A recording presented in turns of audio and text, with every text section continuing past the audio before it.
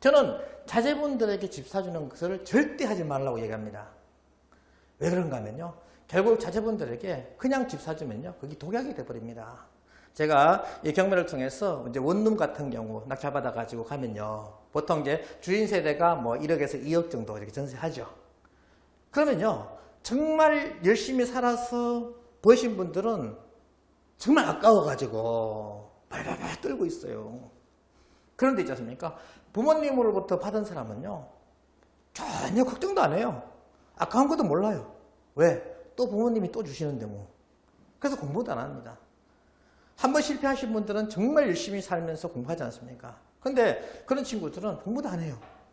그래서 있지 않습니까? 저는 자식에게 집 사주는 거 절대 하지 마라. 꼭 할 것은 뭔가 하면 이겁니다. 자식에게 있지 않습니까? 경매 부동산 낙찰받아 줘라.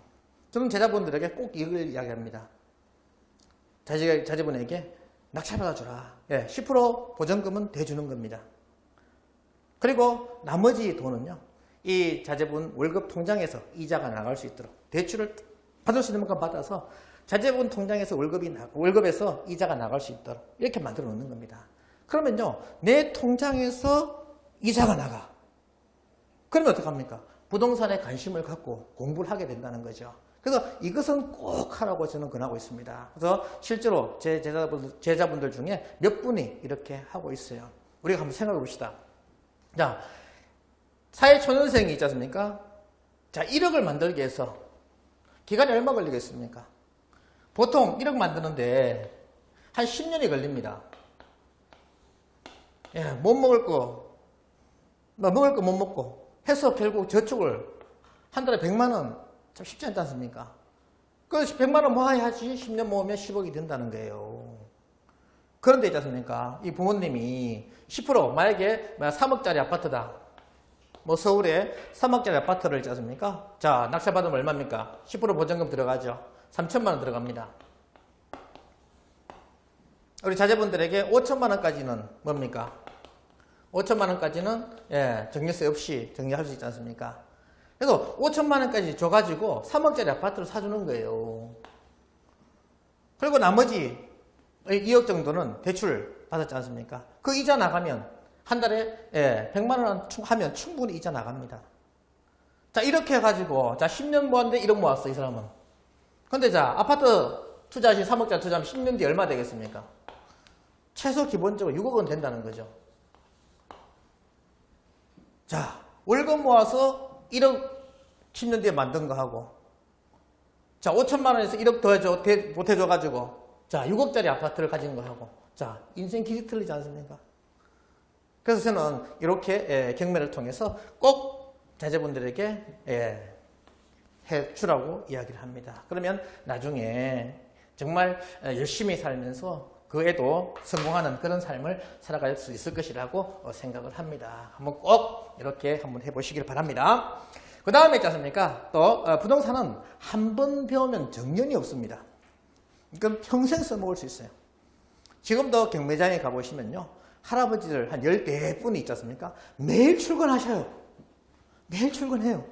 이분들 있지 않습니까? 한 번 배워가지고 평생 써먹는 거 아니겠습니까?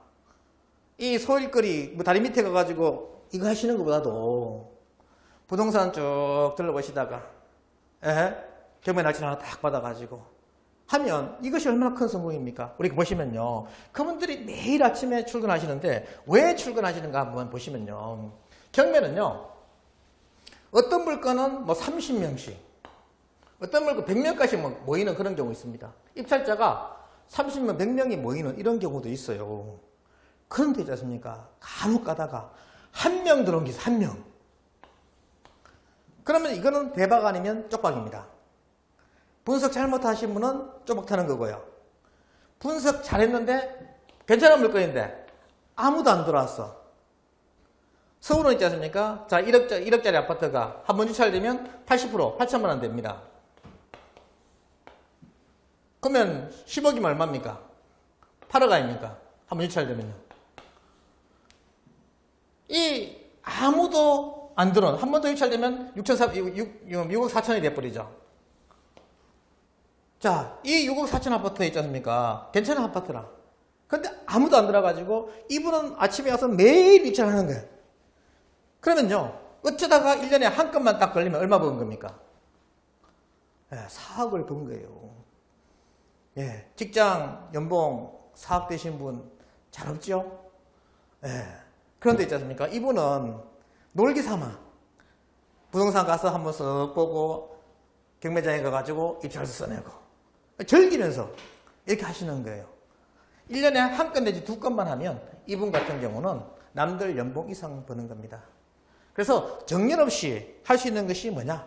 경매예요. 이것만 한 것이 없습니다. 그래서 경매를 꼭 배우셔서 이런 혜택을 꼭 누려보시길 바랍니다. 그래서 아까 말씀드렸듯이 용어가 어렵습니다. 그래서 공부를 좀 하셔야 돼요. 그래서 저도 3번을 강의 듣고 있지 않습니까? 이해가 됐었습니다. 꼭 3번을, 제 강의를 3번을 꼭 들어보십시오. 그러면 성공 투자의 길로 갈 수 있는 그런 길을 제가 안내해 드릴 겁니다.